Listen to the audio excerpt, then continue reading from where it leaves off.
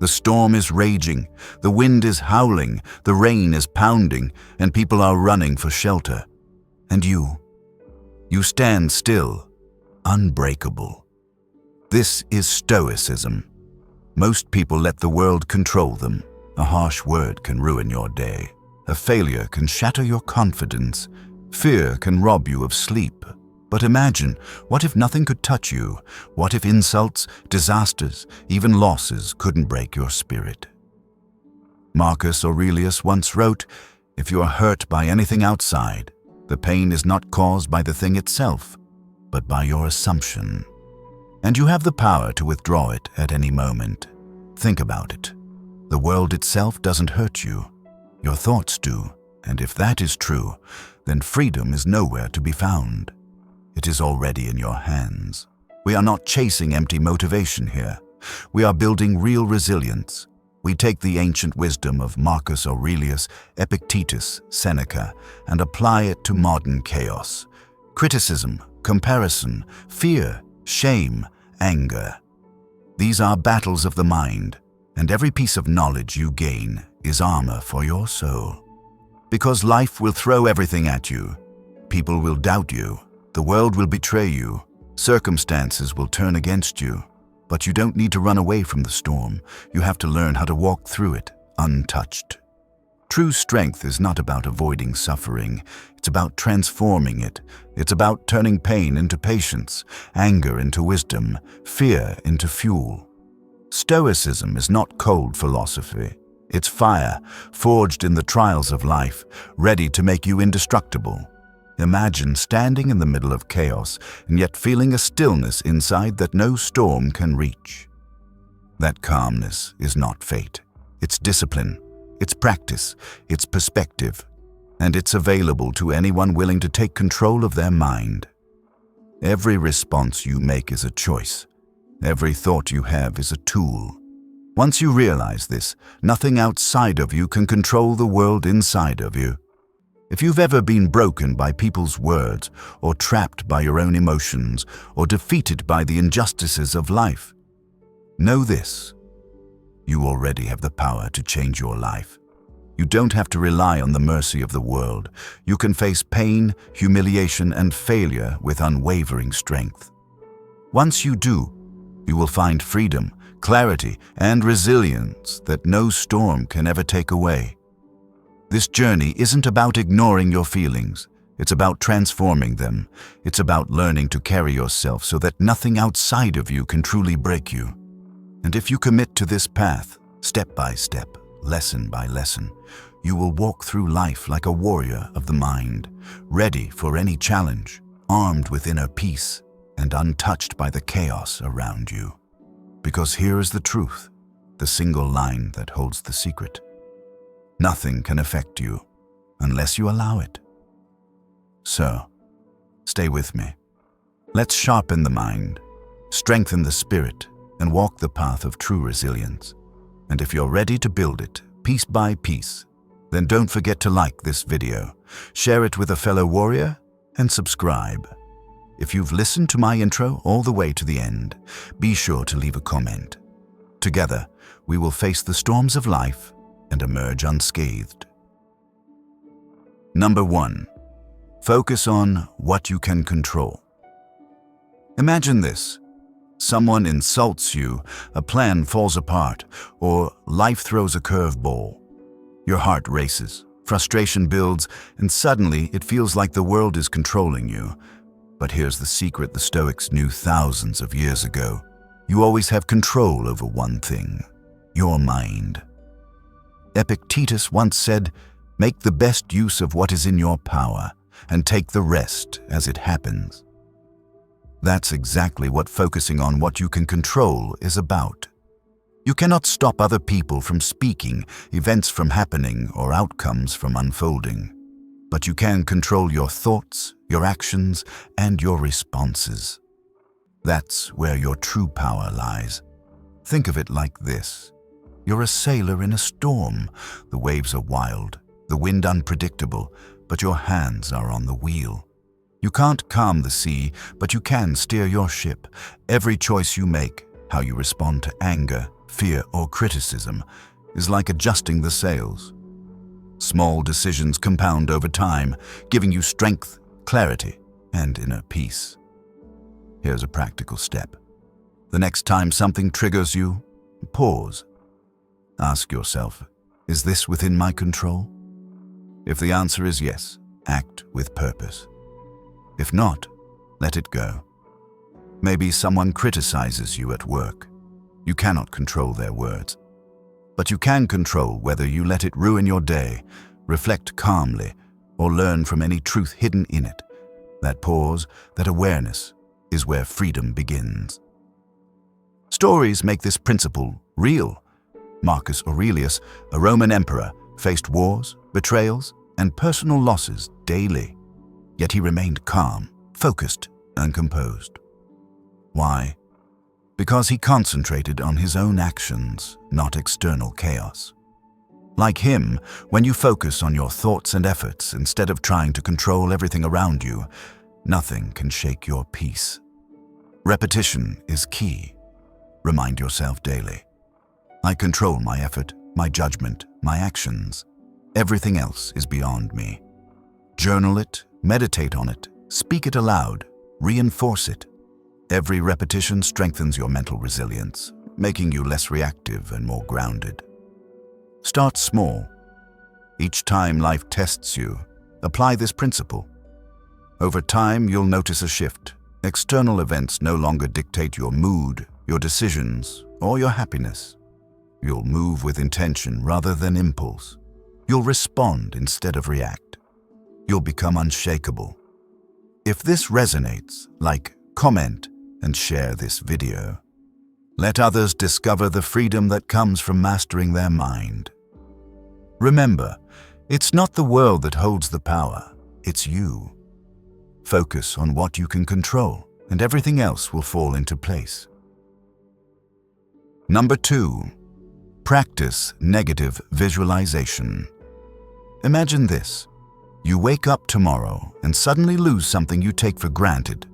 Your job, a relationship, or a cherished possession. Your heart races, fear sets in, disappointment hits. But here's the Stoic secret.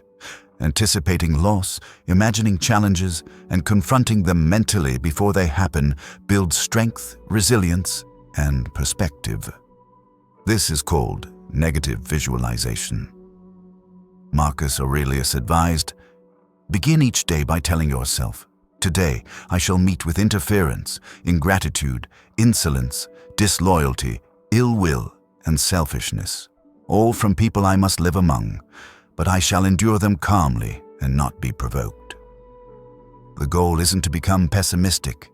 It's to prepare your mind for life's inevitable hardships, so when they arise, you remain steady and unshaken. Think of it like this. A sailor doesn't wait for the storm to arrive to panic. He anticipates the waves, the gusts, and the sudden squalls. By imagining what could go wrong, he steers his ship with readiness and skill. Similarly, mentally rehearsing potential setbacks strengthens your ability to respond with calmness and clarity when life actually tests you. Here's a practical step. Each morning or evening, take a few minutes to visualize potential challenges, small or large. Imagine someone criticizes you unfairly. You fail at a task or plans fall apart. Picture it fully, feel the emotions, and then practice responding calmly and rationally. Over time, this mental rehearsal reduces shock, panic, and emotional overreaction in real situations. Stories make this principle real. Seneca wrote about expecting loss as a daily exercise. By mentally preparing for it, he could live more freely and appreciate what he had without fear. This practice doesn't make you gloomy. It makes you grateful, resilient, and focused on what truly matters. Repetition is key. Make it a habit. Journal your reflections or simply run scenarios in your mind each day. The more you practice, the more your mind learns that it can withstand disappointment, criticism, or unexpected change without losing peace. Start small. Picture minor inconveniences first. Traffic jams, a rude comment, a missed opportunity. Then gradually practice imagining bigger challenges. The more you do this, the more unshakable you become, because your mind is no longer caught off guard. You are ready, prepared, and calm. If this resonates, like, comment, and share this video. Let others discover the power of anticipating life's challenges and building mental resilience. Remember, it's not about fearing loss. It's about preparing your mind so that when life tests you, you face it with strength, clarity, and peace. Number 3, respond, don't react. Imagine a message upsets you, your boss yells unexpectedly, or a friend says something hurtful. Your gut reaction might be anger, frustration, or panic. That's reacting, automatic, uncontrollable, and often costly. But Stoics teach a powerful truth. You always have the option to respond thoughtfully. Seneca said, "No man is hurt but by himself." External events don't control your peace, your reaction does. That pause between stimulus and action is where your true power resides. Think of it this way. You're driving in heavy traffic. Someone cuts in front of you. Reacting would mean honking, yelling, or letting anger take over. Responding means taking a deep breath, maintaining control, and choosing a calm, effective course of action. Same chaos, different outcome. One preserves your peace, the other destroys it. Here's a practical exercise. The next time someone triggers you, pause, breathe slowly, ask yourself, what is the most constructive response? Can you listen first? Respond calmly. Step away. That tiny pause refreshes your mind. Over time, you respond with purpose rather than reacting out of habit. Stories make it real. Marcus Aurelius faced betrayal, humiliation, and political chaos daily. He could have attacked, but instead, he measured his response, choosing reason over emotion. Like him, when you respond mindfully, you maintain control over your emotions, your actions, and your day. Repetition is key. Remind yourself daily, I choose my response. I act with purpose. I do not let the situation control me. Practice in small moments, slow moments, minor disagreements, unexpected delays, and then gradually in bigger challenges. The more you practice, the steadier and more composed you become. Start small. Pause, breathe, choose, repeat. Step by step, your reaction transforms into a response. You gain clarity, peace, and control. You no longer ride the waves. You steer the ship. Remember, you cannot control the chaos around you, but you can control how you respond, and that is your greatest strength. Number 4, keep desires in check. Think about this for a moment. How many times has chased a desire left you restless, anxious, or even empty? You get the new phone, the dream outfit, or the promotion. Yet within weeks, sometimes even days, the satisfaction fades. The hunger returns, louder than before. The Stoics warned us about this trap centuries ago. Seneca wrote, "It is not the man who has too little, but the man who craves more, that is poor." Desires are like fire. Left uncontrolled, they burn everything in their path. Controlled wisely, they can warm and light your life. Imagine a man standing by the sea. He drinks salt water to quench his thirst, but the more he drinks, the thirstier he becomes. That is what uncontrolled desire does. It deceives us, promising fulfillment but delivering only deeper emptiness. The Stoics didn't say we should have no desires at all. Instead, they taught us to keep them in check, to desire wisely. For example, instead of craving luxury and endless possessions, desire self-respect, wisdom, and peace of mind. These cannot be stolen by fortune, nor destroyed by time. Practically, here's how you can train this habit. Pause before every desire. Ask yourself, do I really need this, or is it just a passing craving? Practice voluntary discomfort. Skip a luxury meal, take a cold shower, or walk instead of driving. This builds strength against unnecessary wants. Compare needs with gratitude. Instead of saying, I wish I had more, remind yourself, I already have enough. Epictetus reminded his students, freedom is not achieved by satisfying desires, but by eliminating them.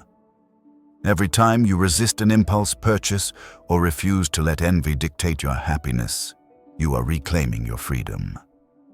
Think of a child who wants every toy in the store. If the parent gives in each time, the child becomes spoiled, restless, never content.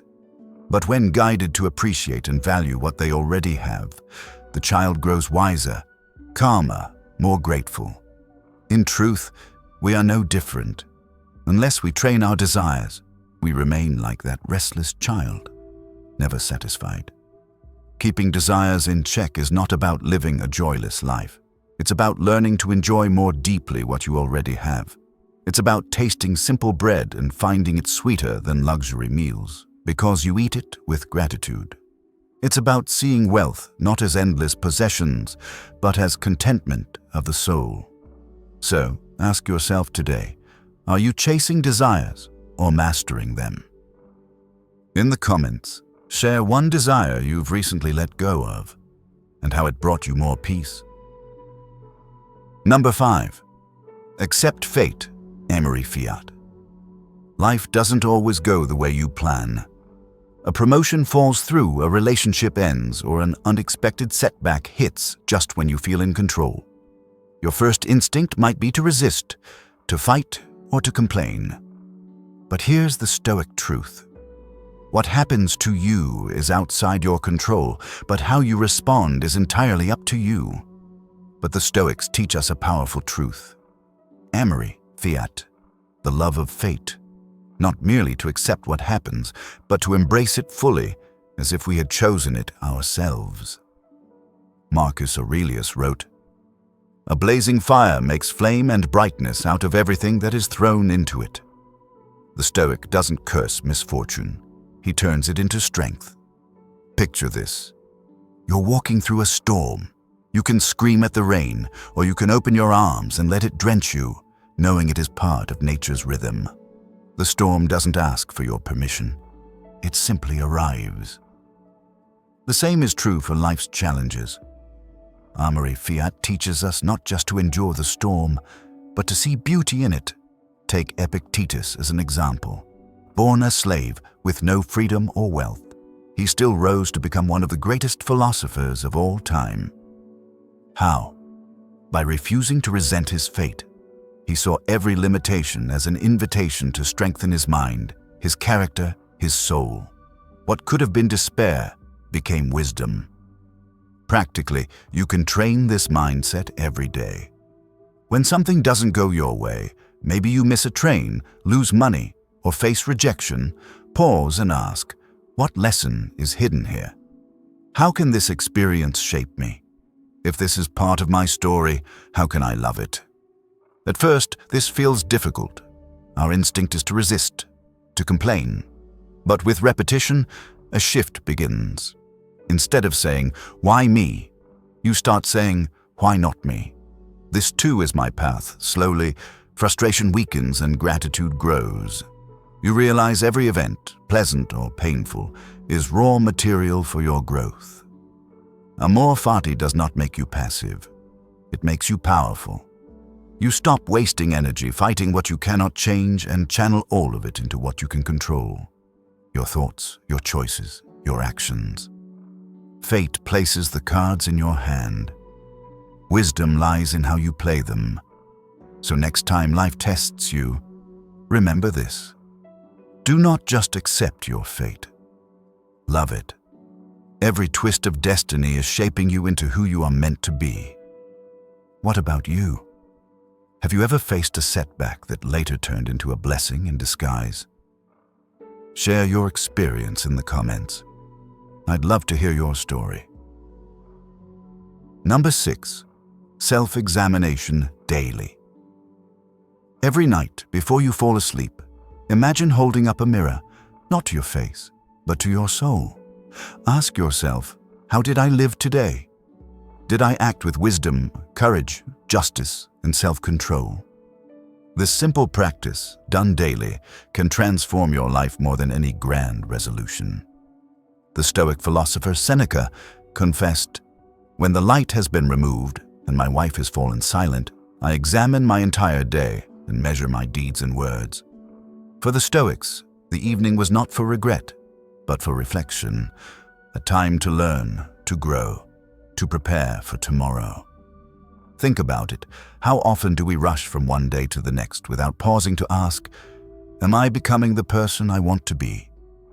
Without reflection, mistakes repeat, habits deepen, and we drift further from our values. But with self-examination, even the smallest correction can lead to a great transformation over time.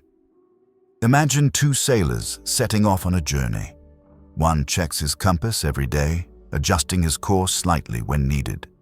The other never looks back, assuming the ship will find its way. By the end of the voyage, the first arrives safely, while the second is hopelessly lost. Self-examination is that compass. It keeps your life aligned with your values. Here's how you can practice it daily. Set aside 5 to 10 minutes before bed. Write or think through the events of your day.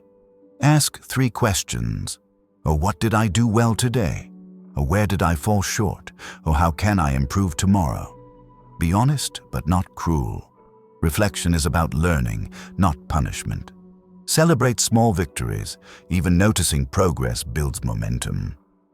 Marcus Aurelius, in his meditations, constantly examined his own mind. He reminded himself to stay humble, to be kind, and to align with reason.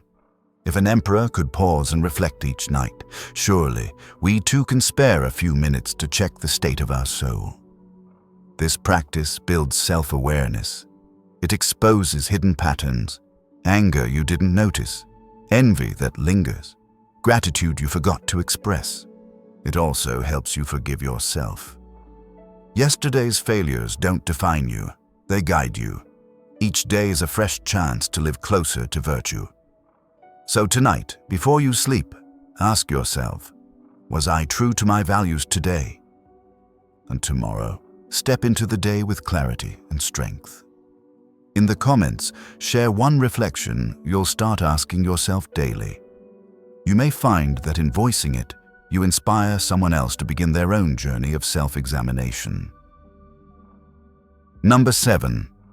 Practice gratitude. Imagine waking up tomorrow with only the things you gave thanks for today. What would remain? Your family, your health, the roof over your head. Gratitude is the key that unlocks peace of mind, yet we often overlook it in the rush for more. The Stoics understood this well. Epictetus reminded us, do not spoil what you have by desiring what you have not. Remember that what you now have was once among the things you only hoped for. Gratitude, for the Stoics, wasn't sentimental. It was a discipline, a daily reminder that the ordinary is already extraordinary. Think about it. How often do we complain about traffic, deadlines, or minor inconveniences while ignoring the miracle that we can see, breathe, and think? A person in the hospital would give anything for what you already take for granted. Gratitude transforms perspective. It turns scarcity into abundance and chaos into calm. Let's use a simple story. Picture 2 men walking in the rain. One curses the sky, frustrated that his clothes are wet. The other smiles, grateful for the water that nourishes the earth and feeds the crops. The rain is the same. What changes is the lens through which it is seen. Gratitude is that lens. Here's how you can practice it daily. Morning reminder. When you wake up, list 3 things, big or small, that you're thankful for. Gratitude journal. Write down at least one positive thing about your day before going to bed. Reframe problems. Instead of saying I have to, try saying I get to. For example, I get to work today. I get to take care of my family. Express it. Don't just feel gratitude. Speak it. Thank a friend, a family member, or even yourself for showing up today. Marcus Aurelius often reminded himself, "When you arise in the morning, think of what a privilege it is to be alive, to breathe, to think, to enjoy, to love." This isn't poetic decoration, it's practical armor against negativity. When you train your mind to see blessings, complaints lose their grip. Gratitude doesn't erase pain or hardship, but it gives you strength to face them. It softens anger, heals shame, and keeps desires in check. It connects you to the present moment, reminding you that life is already enough. So tonight, as you reflect, ask yourself, what am I grateful for right now? You may find that the answer brings more peace than anything you could buy or chase tomorrow. Share in the comments one thing you're grateful for today. You never know, your words may spark gratitude in someone else's heart too. Number 8. Detach from external approval. Think about how often you check your phone to see if someone liked your photo, praised your work, or approved of your choices. It feels good for a moment, but then you're left wanting more. The search for approval is endless, and the more you chase it, the less free you become. The Stoics warned against this trap. Epictetus said, "If you want to improve, be content to be thought foolish and stupid." In other words, true strength is not needing the world's applause. Approval is fragile. It shifts with trends, moods, and opinions. But your character, your values, and your actions, that's where your foundation lies. Let me give you a story. Imagine an artist painting in a quiet room. Some people see the painting and say, "It's beautiful." Others say, "It's worthless." If the artist stops painting every time someone disapproves, the art dies. But if the artist paints for the love of painting, for the truth of expression, then approval becomes irrelevant. The work continues, and freedom is preserved. Here's how you can practice detachment from external approval. Ask yourself why. Before making a choice, pause and ask, am I doing this because it's right, or because I want others to like me? Limit comparisons. Stop measuring your life against someone else's highlight reel. Focus on your journey, not their applause. Practice solitude. Spend time alone without distractions. When you learn to be comfortable in your own company, you stop craving validation from others. Redefine success. Instead of seeking recognition, measure success by whether your actions align with your principles. Marcus Aurelius wrote in his Meditations, "It never ceases to amaze me. We all love ourselves more than other people, but care more about their opinion than our own." This paradox shows how misplaced our priorities can be. When you detach from external approval, you regain control of your inner compass. This doesn't mean becoming cold or rejecting people. It means you no longer let their opinions rule your emotions or your worth. Praise feels nice. Criticism can sting, but neither should define who you are. Freedom begins the moment you no longer depend on others to validate your existence. When you act according to virtue and reason, you carry your own approval within you, and that's unshakable. So today, ask yourself, if no one were watching, would I still live this way? If the answer is yes, you're on the path of true freedom. Share in the comments one area of your life where you'd like to stop seeking approval. You may inspire someone else to take the same step toward independence. Number 9. Act according to virtue. Every day, we are faced with choices. Some are small, like how we speak to a stranger. Others are life-changing, like decisions about our career, our family, or our values. In every choice, there's a question. Do I follow comfort, or do I follow virtue? The Stoics remind us that virtue is the highest good. Marcus Aurelius wrote, just that you do the right thing. The rest doesn't matter. Fame, wealth, approval, even fear of loss. All of it fades. But the choice to act with wisdom, justice, courage, and self-control, that stays with you forever. Imagine a soldier in battle. Fear tempts him to run. Desire tempts him to seek glory. But when he chooses to act with courage, not for reward, not for applause, but because it's the right thing, that moment defines his soul. Virtue is like a compass that points us toward true north, no matter how chaotic the storm. How can you live according to virtue in daily life? Practice wisdom. Pause before acting. Ask yourself, is this aligned with reason? Practice courage. Do the right thing even when it's uncomfortable or risky. Practice justice. Treat others fairly, even when no one is watching. Practice temperance. Keep your desires balanced. Don't let impulses control you. Epictetus taught, first say to yourself what you would be, and then do what you have to do. That is the essence of virtue, deciding who you want to be and letting your actions prove it. This doesn't mean you'll never stumble. It means when you fall, you rise again with integrity. Virtue is a habit, built choice by choice, day by day. And with every small act of integrity, you become stronger, freer, and unshakable. So remember this, comfort fades, applause fades, but virtue is eternal. Let it guide your every step, and you'll live a life no one can take away from you. Now, I want you to reflect. What's one situation this week where you can choose virtue over comfort? Write it down in the comments. You may inspire someone else to walk the same path. And if you found value in this message, don't just keep it to yourself. Like this video, share it with others, comment your thoughts below, and most importantly, subscribe for more Stoic wisdom. Your engagement keeps this journey alive.